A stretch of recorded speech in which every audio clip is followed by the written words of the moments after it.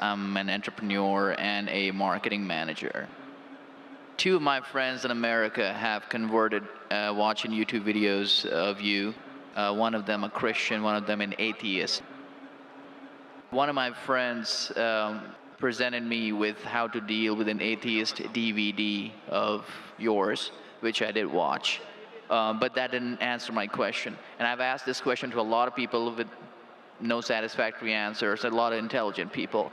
Of all the scholars that I've ever watched on YouTube, in my opinion, you are the most rational, logical, easy to understand kind of scholar that I've ever come across in my life. And it is really important that this question is answered because I've never had a satisfactory answer for this question. My question is like a coin with two sides. The first side of it is this, and this is the question. I'm somewhere between an atheist and agnostic. I'm not sure where. God has created this entire universe, and the Quran speaks a lot about how it has taken so many days and mountains and this and that, and life is going to be a test and whatnot.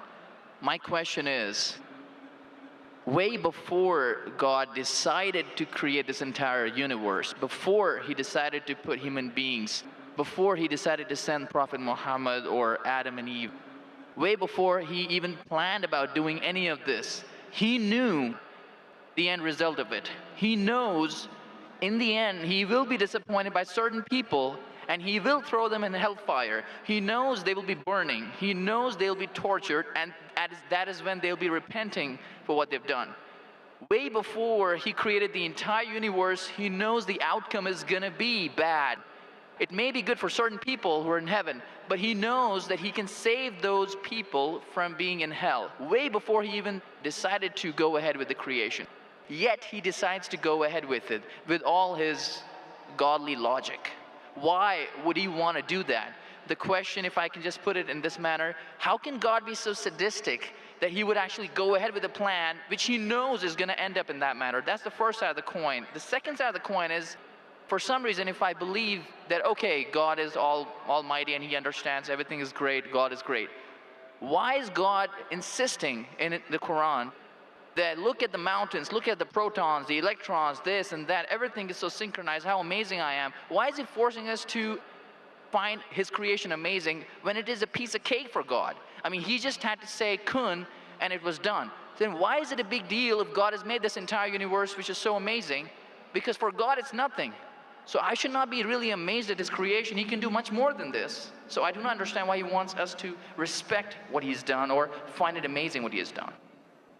The brother asked a very good question and a very intellectual question. It's a very good question. And he has seen some of my tapes on YouTube, even of atheism. And this question that is troubling him, he hasn't got the answer to.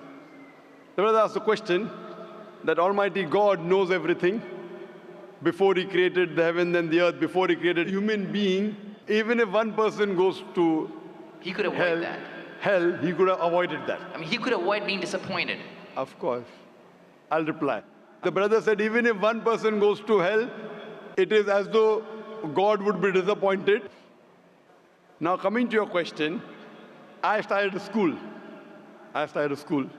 And you may have heard Islamic International School.